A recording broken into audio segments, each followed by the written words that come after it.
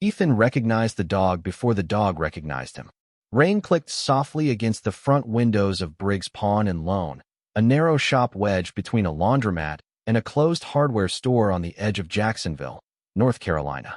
The room smelled of old leather, dust, and metal polished by too many hands. Guitars hung above glass cases. Fishing reels rested beside watches, rings, and tools that had once belonged to people who needed money more than memories. Staff Sergeant Ethan Cole had come to sell his father's watch. He stood near the counter in a dark field jacket, 39 years old, white, broad-shouldered, with short brown hair turning silver at the temples and gray-blue eyes that had learned to look calm even when he was not. The watch lay in his palm, its scratched face catching the weak afternoon light. Walter Briggs, the elderly owner, was examining it through a small lens when a sound came from behind the storage partition. One low bark, then silence. Ethan's fingers closed around the watch. The bark had been rougher than he remembered, older, but something in its rhythm reached straight through 8 years. Walter lowered the lens. Do not mind him. He gets restless when storms come in. Ethan looked toward the frosted glass door behind the counter. A shadow moved beyond it. For legs. A lowered head. The door opened slowly, pushed by a dark muzzle. The German shepherd stepped into the shop with the caution of an animal that no longer expected anything good to happen quickly. His black and tan coat had dulled with age. Silver traced the fur around his mouth. A faded working collar rested beneath a small paper tag tied loosely with string. But the left ear still carried a shallow crescent-shaped notch near the edge. Ethan knew that mark. He had cleaned it himself after a training exercise years ago. The watch slipped from his hand and struck the carpet with a soft thud. Atlas. The dog stopped. Walter looked from Ethan to the German shepherd. You know him? Ethan did not answer. Atlas stood 12 feet away beside a green military footlocker, his amber eyes steady but guarded. He did not wag his tail. He did not step forward. Ethan felt the room shrink around them. He had imagined this moment in 100 different ways. Atlas running across an open field. Atlas hearing his voice from a distance. Atlas pressing against him with the strength of every year they had lost. None of those dreams had included this silence. Ethan slowly lowered himself to one knee. Hey, partner. Atlas's right ear shifted. Nothing else moved. Ethan kept his hands visible and his voice low. It is me. The German shepherd glanced toward Walter, then back to Ethan. His body remained close to the footlocker, as if guarding it. Ethan noticed the paper tag hanging from the collar. A price had been written in black marker, then crossed out. Beneath it were 2 words. Ask owner. Ethan's throat tightened. Why is he here? Walter removed his glasses and folded them carefully. He came with that trunk 6 months ago. Storage auction outside Richlands. I bought the lot for tools. Ethan looked at the footlocker. Faded letters had been painted across the lid. T. Avery. Master Sergeant Thomas Avery. The man who had taken custody of Atlas after Ethan was medically evacuated. The man who had promised the separation would be temporary. Ethan rose halfway, then stopped when Atlas took 1 step backward. That small retreat hurt more than Ethan expected. Walter's voice softened. He does that with everyone.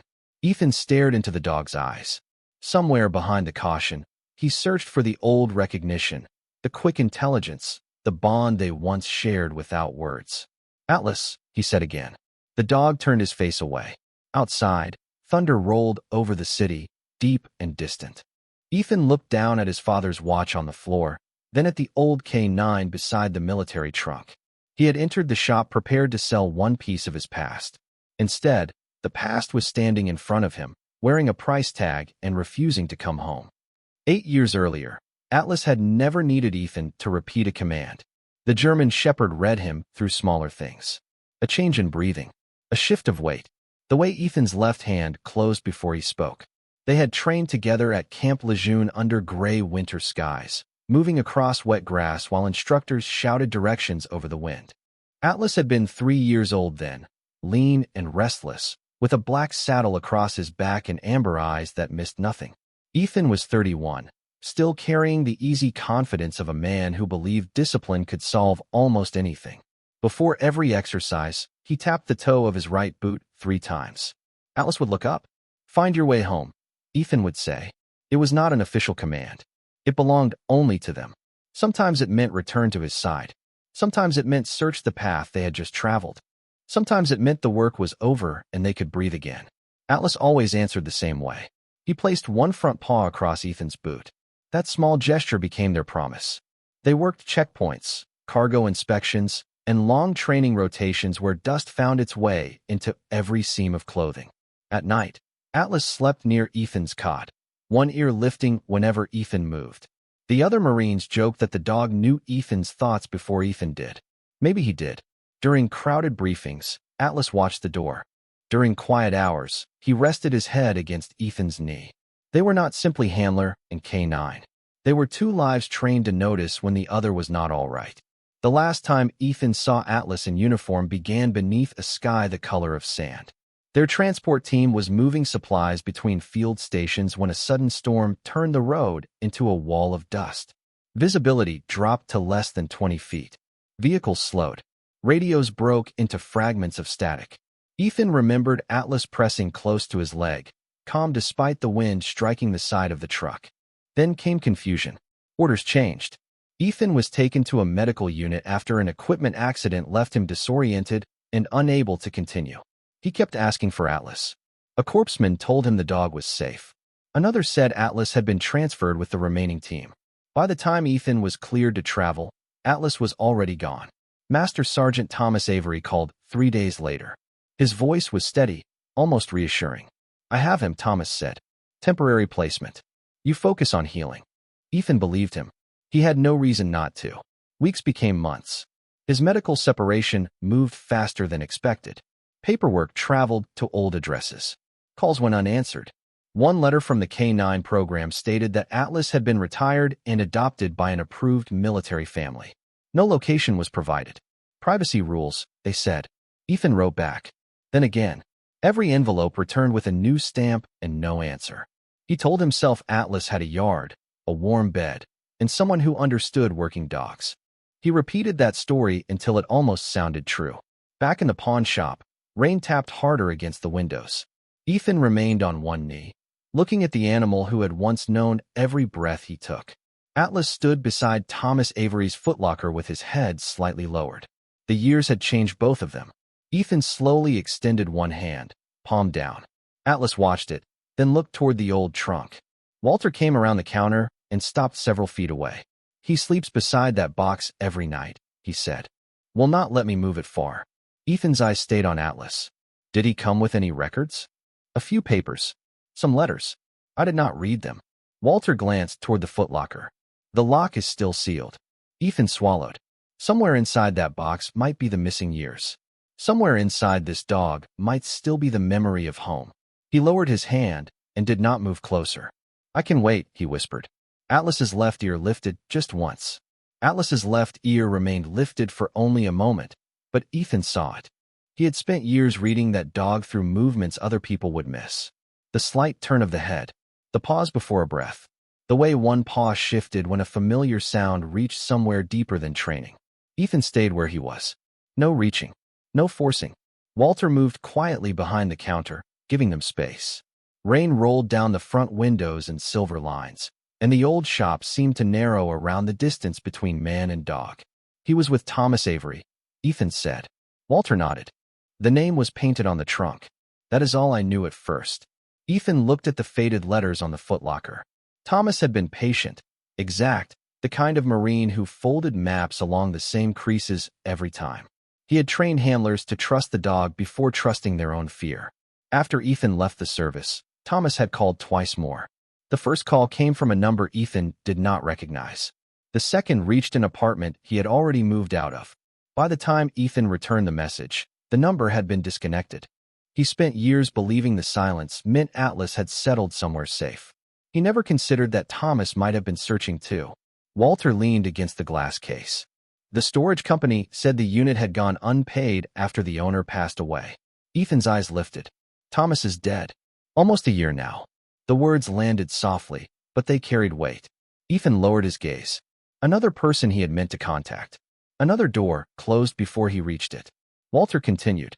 The auction lot included tools, some furniture, that trunk, and him. He nodded toward Atlas. The dog was lying beside it when they opened the unit. Would not leave. Ethan looked at Atlas's silvered muzzle and felt the missing years gather in his chest. How long had he been there? The manager thought 2 days. Maybe 3. They had been leaving water. Walter's voice roughened. I bought the lot before I knew about him. Once I saw the collar, I could not hand him off to just anyone. Ethan glanced at the paper tag. So you put a price on him? Walter looked down. I put a tag there because people kept asking. The price was never real. Atlas shifted closer to the trunk.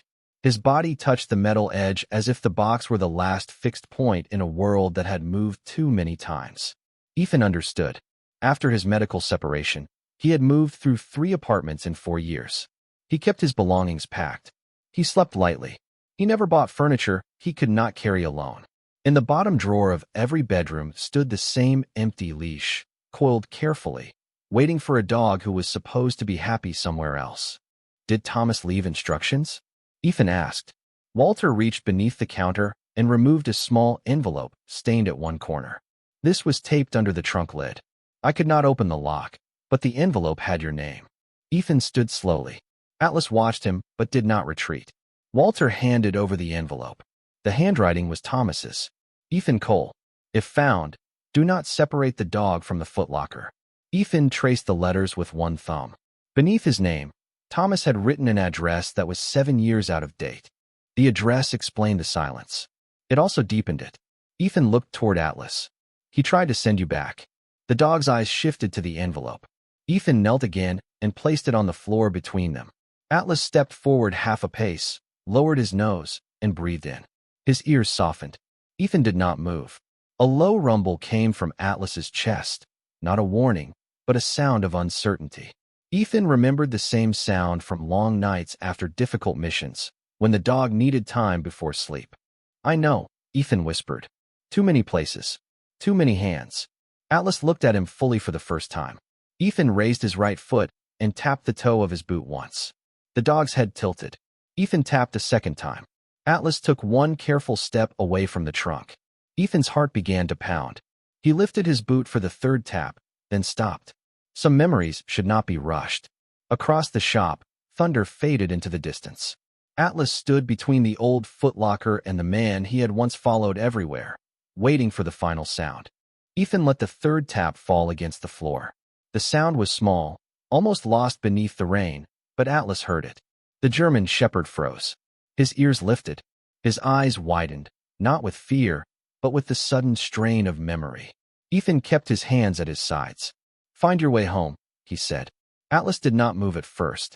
Walter turned away from the counter and pretended to adjust a row of radios, giving the moment privacy. The shop held its breath. Then Atlas stepped forward. One pace. Another. His claws clicked softly against the worn floorboards.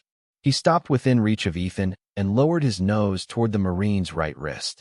There, beneath the cuff of the field jacket, a pale scar curved across the skin where a leash had once pulled tight during training. Atlas breathed in slowly. His body trembled. Ethan felt it before he saw it, a recognition moving through the dog like warmth returning to a cold room. Atlas lifted one front paw and placed it across Ethan's boot. Ethan closed his eyes. 8 years collapsed into that single touch. The wet training fields. The long nights. The old command spoken under 1,000 different skies. That is it, Ethan whispered. You remember. Atlas looked up at him, but the reunion did not come all at once. He did not leap forward. He did not press into Ethan's chest.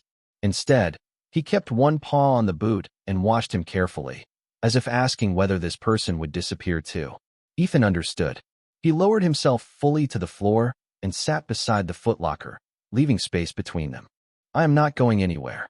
Atlas removed his paw, turned once, and settled near the trunk, close to Ethan, but not touching.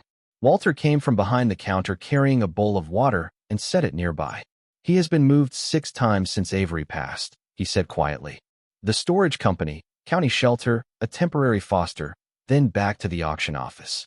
By the time he reached me, he stopped greeting people. Ethan ran one hand over the scratched metal of the footlocker, and he stayed with this. Would not sleep anywhere else. Walter crouched at a careful distance. First night here, I put a blanket in the back room. He dragged it beside the trunk.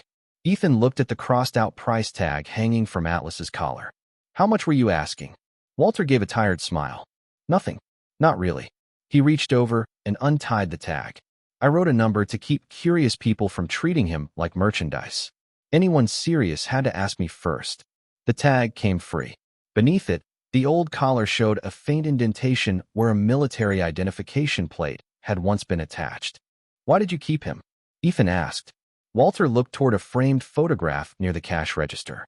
It showed a woman with silver hair sitting beside a German shepherd beneath an oak tree. My wife loved this breed, he said. She died 3 years ago.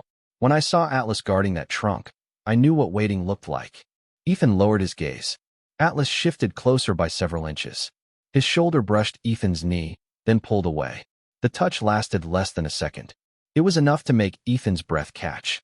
Walter stood and walked to the counter. There is something else you should know. He opened a drawer and removed a small folder held together with a rubber band. Avery left records, veterinary notes, returned letters, receipts. I found them in a separate box after the auction. Ethan took the folder. The top envelope bore his name in Thomas Avery's handwriting. Across the front, a postal stamp read undeliverable. Another envelope beneath it carried the same word. Then another. Ethan counted 7 before stopping. Atlas watched him from beside the trunk.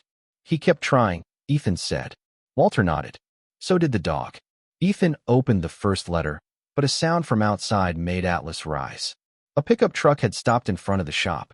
A man in a dark raincoat stepped out and looked through the glass. Walter's expression changed. That is the storage company owner, he said. He has been trying to reclaim the footlocker. Atlas moved in front of Ethan and the trunk. The recognition in his eyes was no longer uncertain. This time, he knew exactly where he belonged. The man in the dark raincoat entered without knocking the mud from his shoes. He was in his late 50s, narrow-faced, with a folder tucked beneath one arm and rain beading across his shoulders. His eyes moved past Walter, past Ethan, and settled on the footlocker. Atlas stood in front of it, body still, ears forward. The man stopped. Mr. Briggs, he said, I told you that trunk was listed by mistake. Walter folded his arms. You sold the contents of the unit as one lot. The paperwork was incomplete. The payment was not. Ethan rose slowly, keeping one hand near Atlas without touching him. Who are you? The man glanced at him. Curtis Lane. I own the storage facility where that property was held. Ethan looked at the folder under Curtis's arm. Then you know it belonged to Master Sergeant Thomas Avery. Curtis's expression tightened. I know the account was closed after his death. Certain items should have been reviewed before auction. Walter gave a dry laugh. You had 6 months to review them. Atlas shifted closer to Ethan's leg. The movement was quiet, but certain. Curtis noticed the dog and lowered his voice.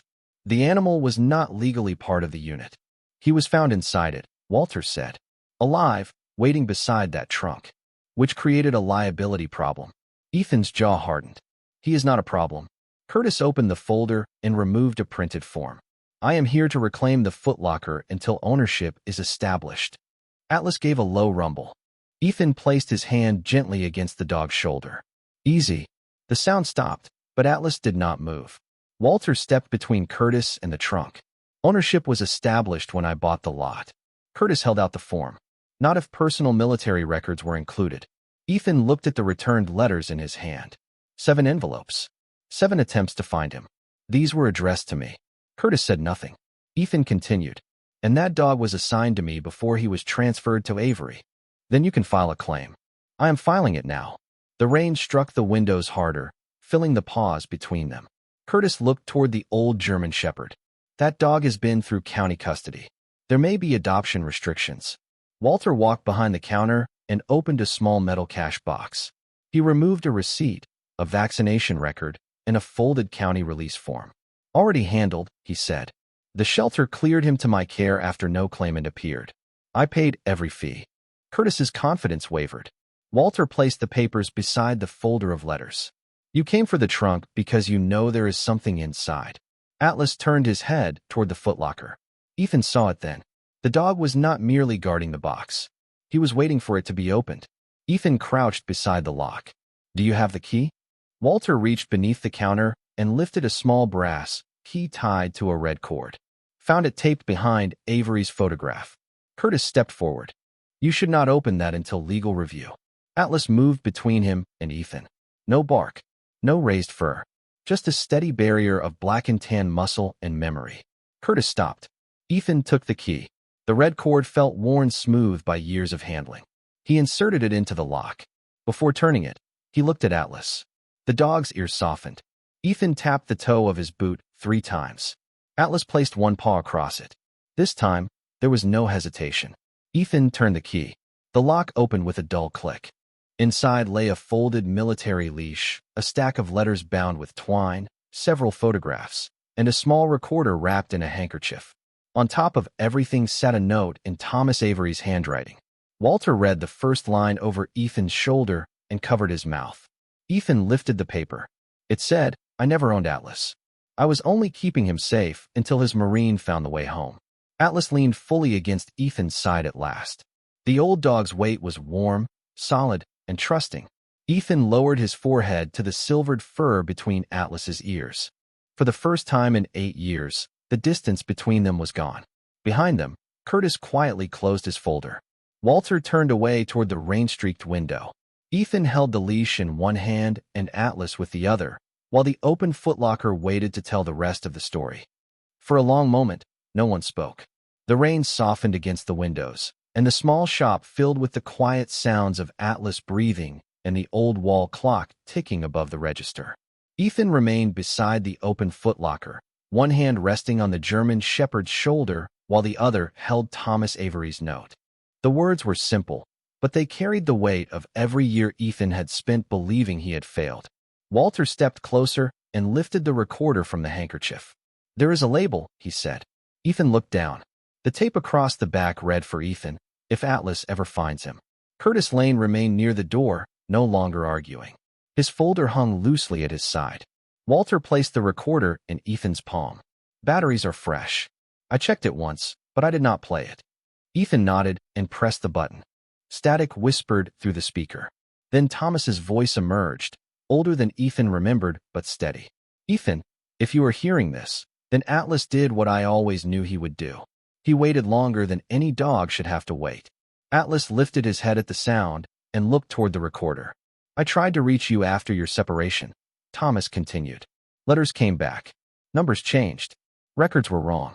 I kept thinking the next address would be the right one." Ethan looked at the bundle of returned envelopes. Atlas never settled completely. He had a yard, food, and a warm place by the stove, but every evening he carried one of your old boots to the front window. Every pair of headlights made him stand. Ethan closed his eyes. He could see it without effort. Atlas beside a dark window, listening for an engine that never came. Thomas's voice softened. "On the anniversary of the day you were separated, he brought the boot to the door before sunrise and stayed there until noon. He remembered the date better than I did." Atlas pressed closer against Ethan's leg. "I need you to know something," Thomas said. "You did not abandon him. The system lost the path between you. He never stopped being your dog. He only learned how to survive without you." Ethan's breath caught. Walter lowered his head. Even Curtis looked away. The recording continued. "If I am gone before this reaches you, everything in the trunk belongs with Atlas. The leash, the photographs, the medical records, and every letter I tried to send. There is also a county transfer form signed in advance. I did not want anyone deciding his future without knowing where his heart already lived." Ethan searched beneath the photographs and found the form, folded neatly inside a clear sleeve. His name appeared beside Atlas's identification number. The final line carried Thomas's signature and date. Walter let out a slow breath. "That settles it." Curtis examined the document from several feet away, then closed his folder. "I will notify the storage company that the claim is resolved." He looked at Ethan. "I am sorry for the confusion." Ethan did not answer. Curtis left quietly, the bell above the door sounding once before the rain swallowed his footsteps. Thomas's voice reached the final message. "Take him home, Ethan. Do not spend another year punishing yourself for a road neither of you chose. He has been waiting for the sound only you know." The recorder clicked off. Ethan sat back on the floor. Atlas turned toward him, eyes bright beneath the shop's warm lights. Ethan tapped his boot 3 times. "Find your way home." Atlas placed one paw across it, then lowered his head into Ethan's chest. This time he did not pull away. Ethan wrapped both arms around the old German shepherd and held him carefully, feeling the steady beat beneath the black and tan coat. Walter removed his glasses and wiped them with a handkerchief. "How much for the dog?" Ethan asked without looking up. Walter reached into the cash box, took out a blank receipt, and wrote $1. "The dog is not for sale," he said. "The dollar is for the trunk. So the paperwork has a beginning and an end." Ethan placed a single bill on the counter. Walter handed him the receipt, then untied the old leash and gave it to him. The brass clip met Atlas's collar with a familiar sound. Ethan stood. Atlas rose beside him, shoulder aligned with his knee as though 8 years had been only a long pause. At the door, Ethan looked back. Walter stood alone behind the counter, one hand resting on Thomas's note. Atlas turned too. For one quiet second, the old man and the old dog looked at each other. Then Walter nodded. Atlas lowered his head once, almost like a farewell, and followed Ethan into the rain. The rain had weakened to a cold mist by the time Ethan reached his truck. Atlas paused beside the passenger door and looked inside, uncertain. The cab smelled of coffee, canvas, and the pine air freshener Ethan had forgotten to replace. A folded blanket lay across the seat. Ethan opened the door wider and waited. He did not lift the dog. He did not pull the leash. Atlas studied the step, then looked back toward the pawn shop window where Walter still stood beneath the yellow light. The old man raised one hand. Atlas's ears softened. Then the German shepherd climbed into the truck and turned twice before settling on the blanket. Ethan closed the door gently. He loaded the footlocker into the bed, covered it with a tarp, and walked around to the driver's side. For several seconds, he sat without starting the engine. Atlas watched him from across the console, close but guarded, as though expecting another transfer. Ethan placed his father's watch on the dashboard. He had forgotten to sell it. The cracked leather band rested beside the windshield, catching the gray light. "Looks like we both kept something," he said. Atlas lowered his head onto his paws. The drive across Jacksonville took less than 20 minutes, but Ethan chose the slower roads. They passed wet storefronts, quiet neighborhoods, and rows of pine trees darkened by rain. Every time the truck stopped, Atlas lifted his head. Every time it moved again, he relaxed a little. Ethan kept one hand on the wheel and the other resting near the center console, open and still. At his small house near the edge of town, he parked beneath a live oak and opened the passenger door. Atlas jumped down carefully. He stood in the driveway, nose raised to the new scents. Wet soil, cedar fencing, someone grilling 2 houses away. Ethan carried the footlocker onto the porch and unlocked the front door. Atlas did not follow. He remained at the bottom step, leash loose between them. Ethan stepped inside and switched on the lamp near the sofa. The house was clean, spare, and quiet. One pair of boots stood beside the door. A gray blanket covered the couch. No dog bed waited in the corner. No bowl sat in the kitchen. Ethan had spent 8 years making sure there was no space shaped like Atlas. He looked back. "You can come in." Atlas stared through the doorway, but his paws stayed on the wet concrete. Ethan understood. Too many doors had opened only long enough to close again. He set the footlocker beneath the front window, then walked to the bedroom. In the bottom drawer of the dresser, beneath folded shirts, lay the old military leash he had kept all those years. The brass clip was dulled, but the woven handle still carried faint marks from his hand. Ethan returned to the doorway holding it. Atlas's eyes fixed on the leash. Ethan unclipped Walter's lead and attached the older one to the collar. The familiar sound of metal against metal traveled through the quiet house. Atlas stepped onto the first stair. Then the second. He stopped at the threshold. Ethan tapped the toe of his boot 3 times against the wooden floor. "Find your way home." Atlas entered. He moved slowly from room to room, sniffing corners, door frames, and the edge of the kitchen table. He paused beside the sofa, then returned to the footlocker and lay down in front of it. Ethan filled a mixing bowl with water and placed it nearby. Atlas drank, then settled with his chin on the old leash. The distance between them was only 6 feet, but Ethan did not cross it. He sat on the floor with his back against the couch and opened one of Thomas's returned letters. The first line read, "Atlas still waits by the window every evening." Ethan looked up. The German shepherd was watching him. "You do not have to wait anymore," he said. Atlas rose, crossed the room, and lowered himself beside Ethan. Their shoulders touched. Outside, the last drops fell from the oak leaves. Inside, the house made room for a sound it had been missing for 8 years. the slow, steady breathing of a dog who had finally stopped wondering where he belonged. The next morning arrived clear and cool, with sunlight spreading across the kitchen floor in long golden bars. Ethan woke before dawn out of habit, but for the first time in years, he did not wake to silence. Atlas was lying beside the bedroom doorway, head resting on his paws, one ear turned toward the bed. Ethan sat up slowly. The German Shepherd raised his head, watching for a signal. "Morning," Ethan said. Atlas stood, stretched, and followed him down the hallway. The old leash rested on the table where Ethan had left it. Beside it lay the footlocker, still open, filled with letters, photographs, and years neither of them could recover. Ethan made coffee, then opened the final envelope in Thomas Avery's bundle. Inside was a short note written in Walter Briggs's hand. "If Atlas ever gets home, bring him back once before I close the shop. My wife would have liked to see that promise kept." Ethan read it twice. Atlas stood near the front window, looking toward the road. By 9 o'clock, they were back in the truck. The pawn shop looked smaller in daylight. A cardboard sign hung in the front window, closing at the end of the month. Walter was outside carrying a box of old records toward a pickup truck. He stopped when Atlas stepped down from Ethan's cab. The German Shepherd recognized him immediately. His tail moved once, slow and low. Walter smiled, but his eyes grew wet. "Well," he said, "you look different without the tag." Ethan walked over and held out the $1 receipt. "I thought you might want this back." Walter shook his head. "No, that is proof the story ended right." Atlas approached him and pressed his nose against the old man's hand. Walter knelt carefully, joints stiff, and rubbed the silver fur beneath the dog's jaw. "You found him," he whispered. Atlas leaned into the touch. Ethan looked through the shop window. Many shelves were already empty. The guitars were gone. Several glass cases stood open. "You are really closing?" Walter nodded. "Business has been thin for years." Atlas's veterinary care did not help the numbers. He said it without regret. Ethan reached into his jacket and removed an envelope. "This should cover what you spent." Walter did not take it. "I did not keep him for profit." "I know. Then do not turn kindness into a debt." Ethan lowered the envelope. The word struck somewhere familiar. For years, he had treated every kindness like something he had failed to repay. Thomas's letters. Walter's care. Atlas's waiting.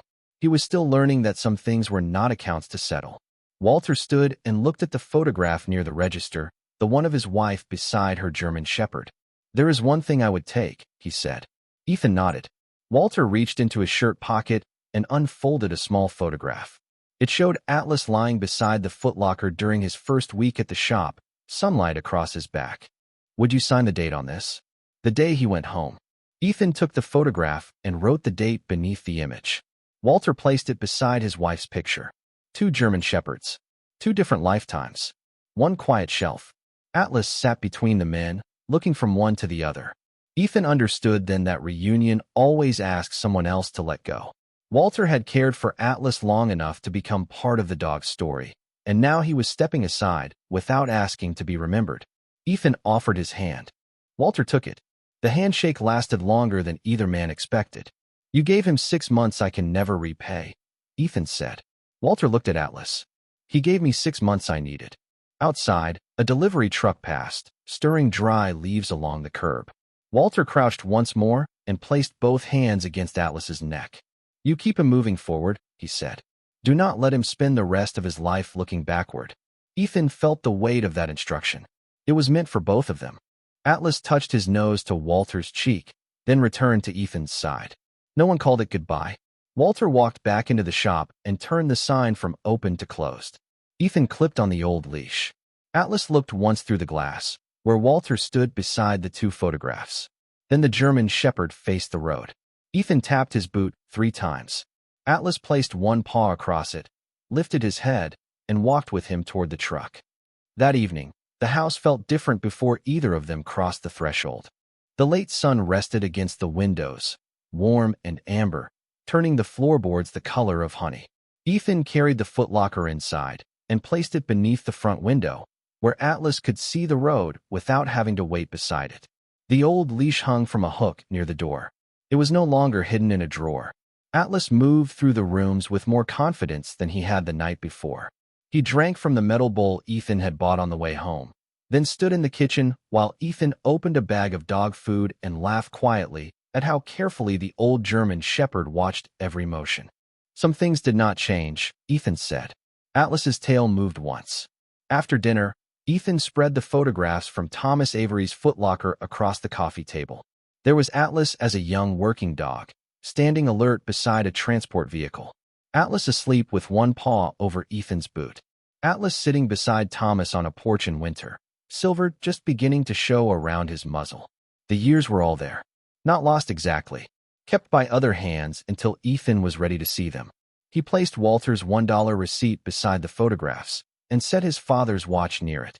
3 objects from 3 men who had each held a part of his life together without knowing the others. Outside, the sky deepened from gold to blue. Ethan carried the old boot Thomas had saved into the bedroom and placed it beside the bed. Atlas followed, then stopped in the hallway. His body went still. The room was quiet except for the ceiling fan and the distant sound of a truck moving along the county road. Ethan sat on the edge of the mattress. You can stay wherever you want. Atlas looked toward the open bedroom, then back toward the front room where the footlocker sat beneath the window. For years, the dog had learned to sleep beside the things that did not leave. A trunk, a door, a familiar smell sealed inside old leather. Ethan understood that coming home was not the same as trusting it would remain. He took off his boots and placed them together on the floor. Then he tapped the toe of the right one 3 times. The sound carried softly down the hallway. Atlas lifted his head. Find your way home, Ethan said.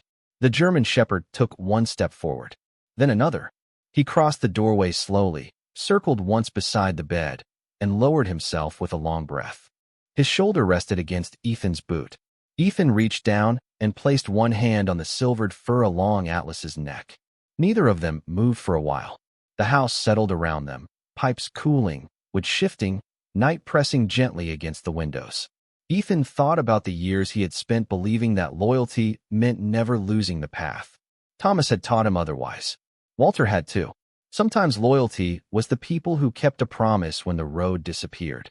Sometimes it was an old dog surviving one unfamiliar room after another without surrendering the memory of a voice. Ethan opened the final letter from Thomas. The paper was worn at the fold. Ethan, the day Atlas stops waiting at the window will be the day he knows you are near. Do not ask him to forget me. Just give him something new to remember. Ethan lowered the letter. Atlas was not looking toward the hallway or the front window. His eyes were closed. His breathing had deepened into sleep. Ethan switched off the bedside lamp, leaving the door open and the hall light glowing low. In the darkness, he listened to the sound beside him. Slow, steady, safe. For 8 years, Ethan had believed home was a place he had failed to return to. That night, he understood it was a sound shared in the dark, a familiar breath, a collar resting against the floor, a faithful heart no longer waiting for headlights. Before sleep found him, Ethan tapped the boot once more, not as a command, but as thanks. Atlas did not raise his head. He only moved one paw across the toe of the boot and left it there until morning.